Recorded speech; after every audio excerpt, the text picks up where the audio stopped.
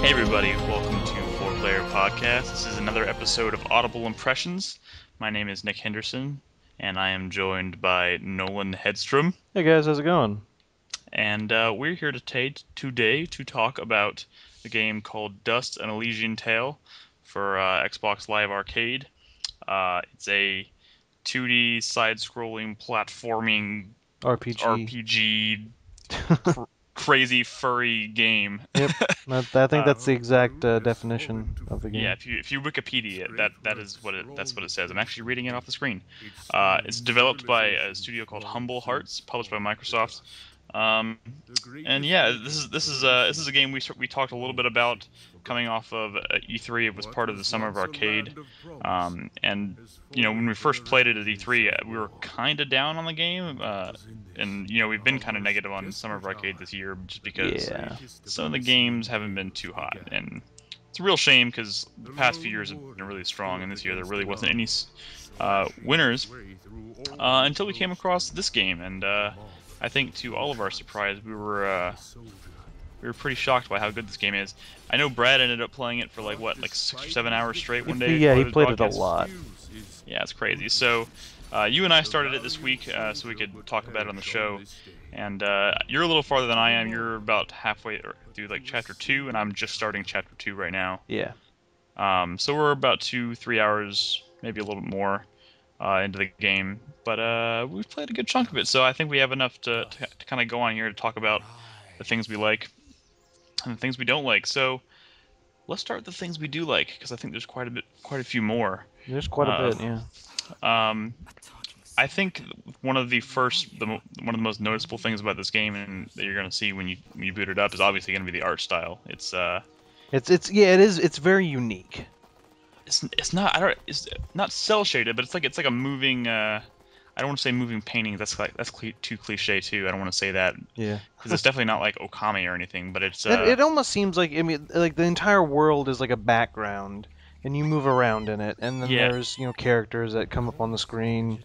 It's very well done. And you had likened it to something more akin to you said Tailspin. Well, I was just because we were talking I was talking about it saying in the sense that the creatures in the world, because they are, some people would call them furries, but they're animals.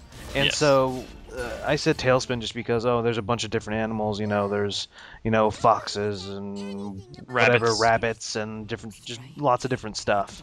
I'm not exactly sure what you are yet, like what your character. Maybe like a fox. Looks like he could be. I mean, his face is almost always obscured, which is kind of weird. The main character has like a hat because he's like a. Well, I don't want to spoil anything. Because when you start the game, you've lost your character has lost his memory. Yeah. And so as the game progresses, you learn more and more about yourself. Yeah. And so I don't really want to give away too many spoilers. It turns out he actually belongs to this group, which is why he's dressed the way he is. Yeah. And so it's kind of all dropped into this like Japanese backdrop. Obviously, it's kind of, it has hints of that like that Asian culture kind of shining through. It's kind of a nice blend. It's weird, like, because when you first boot up the game, it doesn't necessarily feel like that. It feels kind of like a Tailspin cartoon or whatever, but like you can see the architecture and the obvious Japanese influences kind of shining through. And obviously, some of the characters are very ninja-like, and you move about in a very Japanese anime-ish kind of way, I guess. There's lots of swinging your sword really fast and flying through the air and juggling dudes, kind of like Devil May Cry, which is cool. Yep, and that's one of the things about this game that's, I don't want to say unique, because there are other games that are like that, but you can get combos. Like juggling dudes in the air and stuff like that. But you can get combos up in like the thousands. Yeah. Like I think my highest combo right now is like 500 something. Jesus Christ.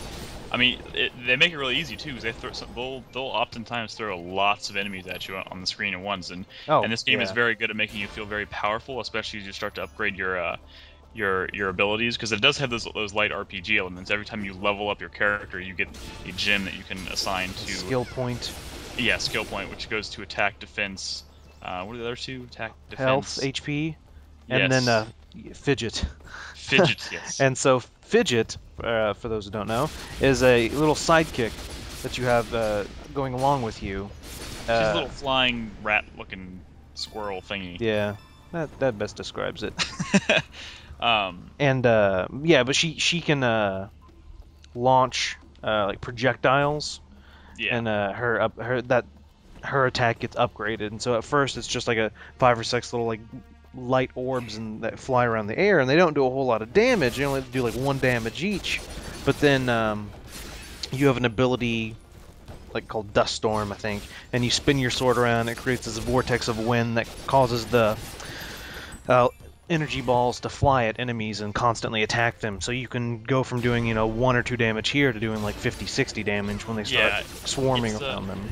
I would actually probably say that mechanic right there is probably like the core mechanic they're building their combat system around, because it's definitely the most unique thing about this game, because you combine your ability to spin your sword and create this dust storm with Fidget's ability to generate these orbs, and all of a sudden orbs that, it starts with like 3 little orbs, like she spits out 3 little tiny orbs, and all of a sudden you spin it up, and all of a sudden there's like 50 or 60 of them just flying all over the place, hitting everything. And that's a really satisfying feeling, especially when you have like 10 enemies on the screen and you're doing damage to all of them at once. And then of course throw in the damage numbers, like the yeah, that's one thing that I know Brad likes, that, and I like it in most of my games, is when you can see how you've improved. Yeah. Because it seems like, do you know how long this game is? We're about 3 hours, and I think I'm sitting at like 15% according to the save screen. Oh yeah, I forgot that it does tell you. Yeah. I think I'm at okay, so because I'm actually playing right now. Just so I can get a feeling. I really want to get in the mood of the game. I'm at 38%. Yeah. And so there's not a whole lot. Like when you level up yourself, you only have there's like maybe like 20 for each ability. So maybe there's like a New Game Plus or something. But so it seems like a game that would be a good fit for a New Game Plus. Yeah, anyways. but what I was surprised about is you actually, when you level up your stats, they go up a lot. Oh yeah. It's not dude, like like in most RPGs, like, oh well, I leveled up and I'm gonna raise my attack by 2 points. This, it's like you raise it by like 30. No, I upgraded my. I was actually having trouble for a while. I was having some issues staying alive. Like as you progressed, they were throwing more and more enemies at me, and I was having to use more and more health items. And you can, if you don't pay close enough attention, you could cycle through health replenishment items pretty quickly. Yep. So I ended up like dying a few times, and then you do know that you can go into the menu system and select a different health item, right? Yeah. Okay. Yeah, and I've been doing that, but I went through 1 or 2 points. I went through all. And then I ended up backtracking a little bit, doing a little grinding, and leveled up once. And I put 1 skill point into, 1 skill point into my attack, and then went back to that same area, fucking killed everything in like 2 hits. Wow. The jump from one level to the next is pretty substantial. Yeah.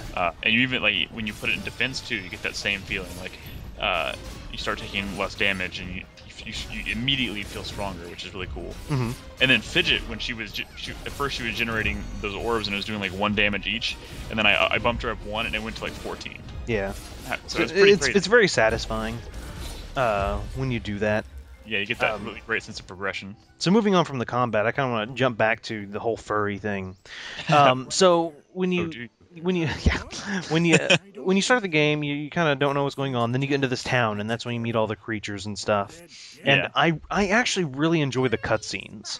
Yes. So you go up and you talk to somebody, and then it'll pop up kind of like a maybe from like the waist up of that character, and when they talk, their mouth actually moves and they blink, and every single cutscene has voiced over. And that's one of the things I love about this game, is it's it's an XBLA game, but there's so much put into it. Yeah, there's constant lines of dialogue everywhere. It's pretty confidently voice acted too. Oh yeah, and it's really well done. I will say probably my favorite thing about the voice acting and the cutscenes and just the humor in general in this game has to do with its self-awareness. Mm-hmm. Like Fidget, if you were just to look at Fidget alone, like her character would probably be pretty hard to take seriously. Like she's pretty obviously there for comic relief, mm-hmm. But she'll constantly like reference you, the player, and make sure you save your game and stuff, because when she's trying to warn you of like a strong enemy you're about to go on, and she'll crack a lot of jokes like that, and that happens pretty periodically. So that self-awareness actually works to its advantage, because if it didn't have any of that humor, any of that self-awareness, I think that the game would kind of fall flat in the way it delivers its story or its characters or whatever. But Hmm. for the most part, I think that humor works really well. Yeah, it does. I'm enjoying the banter between Dust, the main character, Fidget, and your sword, who can Yes, talk. I forgot to mention the talking sword. Yeah. Oh, and so just another example of that self-awareness. There's that one part where you come across this new enemy that shoots these little projectiles at you, but if they hit you, Fidget is silenced, Hmm. so she can't fire her orbs anymore. Yeah. And it immediately cuts this little dialogue between them, and she's trying to talk, but she can't. She's like, and she's covering her mouth, and it's pretty like. It's taken pretty literally. Oh yeah, it's yeah. I thought that was funny too. That in most games, when something gets silenced, then they can't use their magic.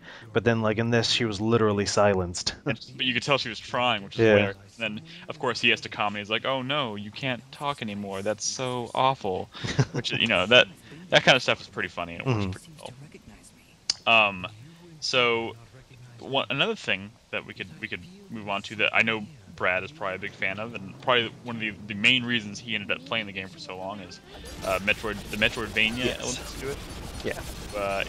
As you progress, you don't necessarily get, or maybe you do, but you don't necessarily get a whole lot of new abilities that open up new areas in the world, but you get access. Well, you get some. I mean, like, because I've noticed there's a bunch of low paths that I remember from the demo. You get some slide ability. Yeah. So, I mean, I don't have that yet. Like you're saying, not all of them are abilities, but some of them are environmental. Like you eventually get access to these bomb fruits or something that you can pull off trees with your dust storm ability, and then move them over towards these giant rocks that'll blow up. And then sometimes NPCs in the game will give you these crystals that give you access to new areas, and that kind of stuff is pretty addicting. And on the world map, when you're going from one place to the next, it'll keep a tally of how many treasure chests you missed and what percentage of that area you've explored. So you constantly have a feeling for where you should be exploring, where you can kind of move away from, and that's really satisfying. Which is something that we mentioned Darksiders 2 didn't do very well. correct. That's one of those games where, if you stop focusing on one thing for a long time, you may have no fucking idea how to go back to it. Yeah. So in the Metroidvania style, I like it. I like that when you enter a new area, you automatically know if there's a save point in this area. Yeah. You know if there's a treasure. You know if there's a shop. But one of my problems is it's not like... So in the original Metroid and Castlevania, for the most part, the screens were fairly small. Yeah. These are not. Like right now I'm in chapter 2, and I'm in this cave structure, and so you move left and the screen swipes over and you're in this new box on the map, but it's not just 15 feet to your left and 10 feet up. It's this massive cave system with levels that go up and down, but you're all on the same screen. Yeah. And so it gets a little complicated when I'm like, oh, okay, well I need to go left, but now I can go up or down or left. But on my map, it only tells me I can go. So it's a little too much for me in that aspect. Yeah, and there's also sometimes it gets difficult to kind of figure out where to find your footing in some of the platforming, because sometimes you can't tell if something is part of a background or if something is actually something you can jump onto, which is a few of the spots like in cave systems and stuff. It's hard to tell foreground and background differences, but. Were you gonna say something? No. I mean, I haven't had too much trouble with that. There's been a couple times I've been like, "Hey, can I jump on that?" Oh no, I can't. But I've never actually had trouble. There's been a few times where I've tried to make that call, and then I was really high up, but I ended up not falling to my death, but falling all the way back down to I have 3 or 4 fallen. levels below. I have fallen a couple because you don't take fall damage, but like I said, that's a pretty massive area sometimes, and so it might take a while to get back up. Gotcha. I do like. So I was saying, when you enter an area and you'll know if there's a save point in that area, and you go up to it and it auto saves for you, or you can choose to make a manual save. And so one of the things that's different than like a Metroid game, I guess, is you don't get healed when you're at save areas. Well, and actually, you do. Sometimes, and I haven't figured out what causes it. I've never Sometimes gotten my health regen. it doesn't regenerate all the way, but if you jump into a safe spot, sometimes you'll see these little green numbers flying off your head and your health starts going up. I don't know what generates that yet. That's like never happened to me. It happens to me. Because like I'm constantly like my health, like I'm over 700 HP right now, but I'm constantly around 200 because I don't want to waste items. Just like even when you level up, so you level up and your HP goes up by like 150, then you just get healed by 150. You don't like get all your health back. And so I mean I understand why they might want to go that route. And there is a lot of healing items. I mean, you were saying you were having trouble earlier in the game, but I think right now I have close to like 30 maybe healing items. No, it's funny because as soon as I upgraded my attack, I haven't died in a long time, so I'm starting to build up my maybe stock. Just use less. I mean, because it's also, you technically don't ever need to get hit.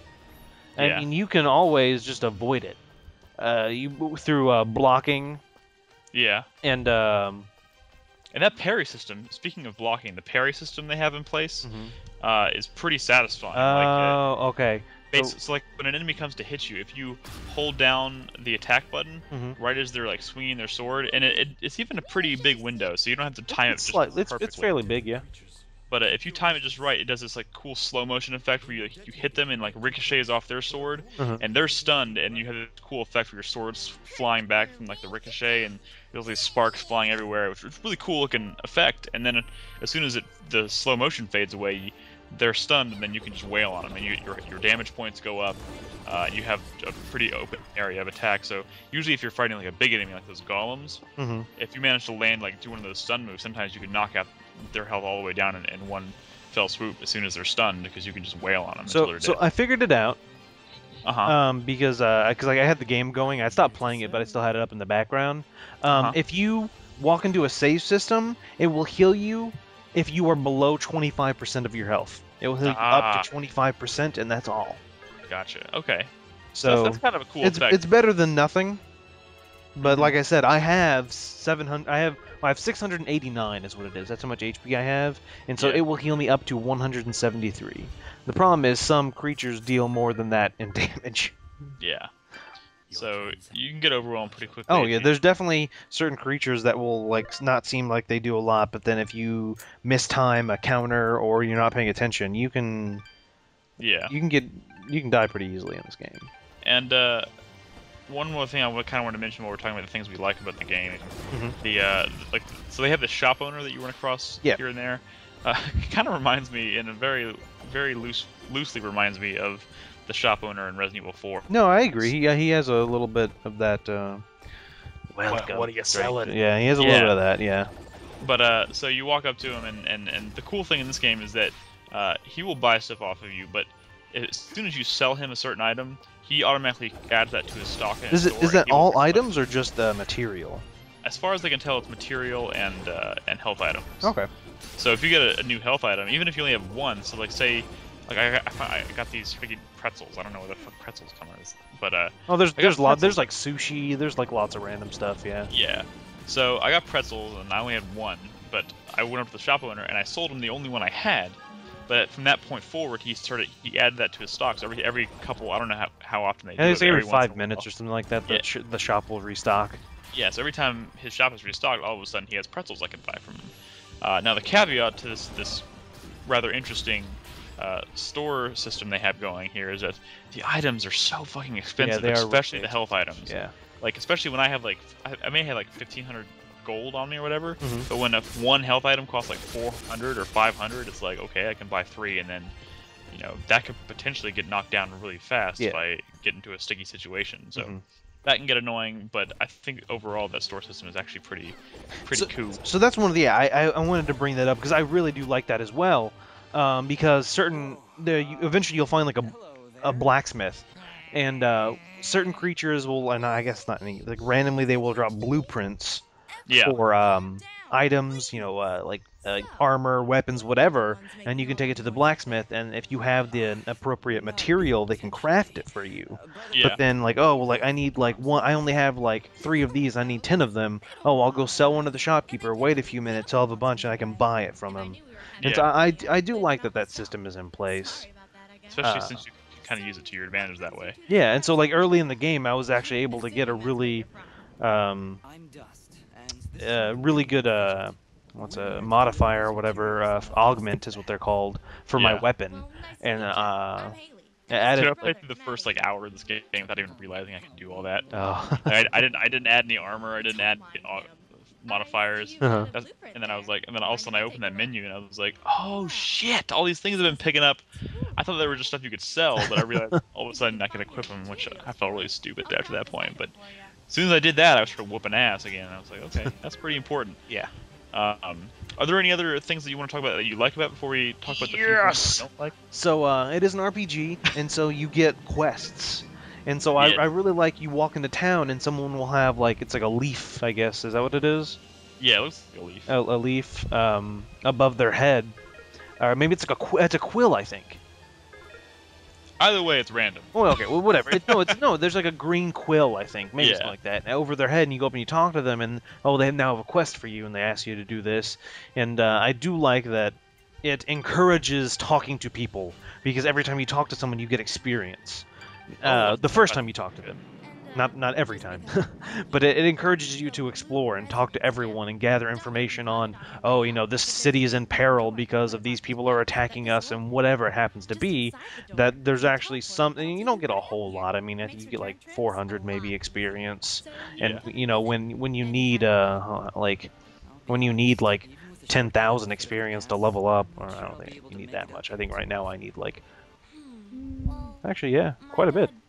To go up to my next level. Yeah, I need like 10,000 to go up to my next level. So 400 isn't a whole lot, but it's better than nothing. And so you get that quest from them, and there's like you can just get a bunch of quests all at once, and they have it's just a list of quests, but you can mark one as like your active and whatnot, and I don't know, I really like, it's a decent system, and then it also it keeps track of it very well. Yeah. Whenever you go look at a quest, it doesn't just say, oh, you need to go to this. It will tell you, oh, you did this. Colleen was looking for her missing brother Corbin. She claims that Gianni in Aurora Village may know his whereabouts. And so I found that person, I talked to him. It's like, oh, well, now Gianni sent Corbin off here, so go find him. So it'll keep track of it for you, which makes it easier to, follow. And it has a very clear system of like checking off what you've done and what you haven't done, which is very nice. Makes things very easy. I'm always a big fan of RPGs that give you experience and rewards for things outside of combat. Like that's a really satisfying feeling when I go talk to a dude, all of a sudden, boom, I leveled up, and you get the the confetti raining from the sky. Oh my god, I leveled up! But I just talked to a dude. It's pretty satisfying. Mm-hmm. Anything else before we move on to the things we don't like about the game? Before we move on to the ones we don't like about it? Correct. Anything else you were a fan of that you wanna mention? I'm a fan of the entire game. Yeah. Actually, I'm like, from the list of things I have that I don't like about it, we've actually covered most of them. Yeah. So there's only a couple other things I kind of want to mention as far as things I dislike, and these are all subject to change as well. I'm still fairly early on, and they could grow on me. For instance, the story is not like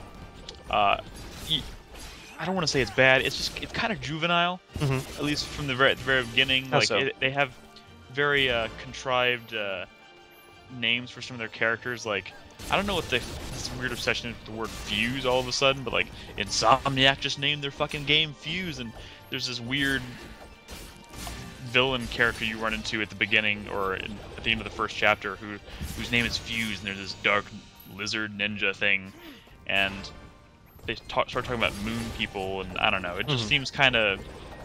I don't know if juvenile is the right word. I don't think it's necessarily juvenile. I think they try to come up with something slightly unique, maybe, because obviously the furry thing is unique, and then so like most of the good people in this game so far have been like some sort of animal with fur, and all of a sudden you encounter most of the bad creatures are kind of scaly, like not really cool looking, like they look mean, and so it's There's also an instance where I think this is hard to explain, but if you're trying to come up with a name for like a fictional character, especially set in a fantasy universe, there is a distinction between a really well developed name for a character and a cliche pulled a name out of a hat from a fantasy, thing, and I just don't. There hasn't been any super memorable characters. I mean, I remember the main character's name is his fucking name is Dusk, and that's the name of the game. You don't remember Fidget? I do remember Fidget because Fidget and Ginger. I forgot about Ginger too. Yeah, see, there's some people in there. I don't know.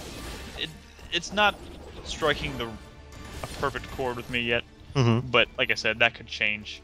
The other thing that doesn't bother me per se, because this is not. God damn it, Joseph. Yeah, he kept calling me too. Yeah. Music in the game is not super memorable. Like I've been enjoying it enough. It's not bad. I was hesitant to even put this in the things I dislike about the game, but it's one of those things when you look at the game, it's very eye-catching, very memorable visually. It just doesn't leave the same. It's not as memorable from an audio standpoint. The music is good. It's certainly well produced, but I don't think I'm going to be remembering any of these tunes. Like we talk a lot about Final Fantasy and how those music is considered great because you can memorize so many of those tunes and hum them to yourself, and that's part of what makes them so nostalgic. But I don't see that happening with this game. At least not yet. But that could change. Yeah. But yeah, was there anything else you want to mention before we wrap this up? Or not that I can think of off the top of my head. I will say that so far, it's been one of those games that I'm enjoying a lot more than I'm not. Yes. I'm having a lot of fun with it. Like I said, I'm at 38%. So I'm almost halfway done. There are little things in the game that kind of could take up more time, like there are these little challenge rooms. Have you done one of those yet? I'm about to go into one right now. Okay, so it's just essentially it's a big long, or not necessarily long room. They're twists and turns. You fall down. And it's kind of just like a little mini dungeon. I don't know, but essentially it's timed. You want to get through as fast as possible, killing all the creatures. And the faster you are, and if you don't get hit, you rack up points. And at the end of it, you're given like some items or something, and they're usually pretty good items. And so it's nice little thing off to the side that you don't have to do, but if you do it, you get rewarded for it. Gotcha. But yeah, it's a good game. If you don't already have it, get it. It's $14.99 on Xbox Live Arcade, so highly recommend it. I could see this game if it continues in such a strong fashion. I could see this probably making my top 10 games of the year. Well, there's still a lot of competition to come out before the end of the year, but it's definitely going to be one of those games we look back on at the end of the year. So, and I'm sure we'll revisit that on in future shows and maybe another Audible Impressions here in the future. So, Nolan, thanks for being on. Yeah, it's good to be here. And I guess we'll talk to you later. 4playerpodcast.com is the site. We will catch you later. Bye.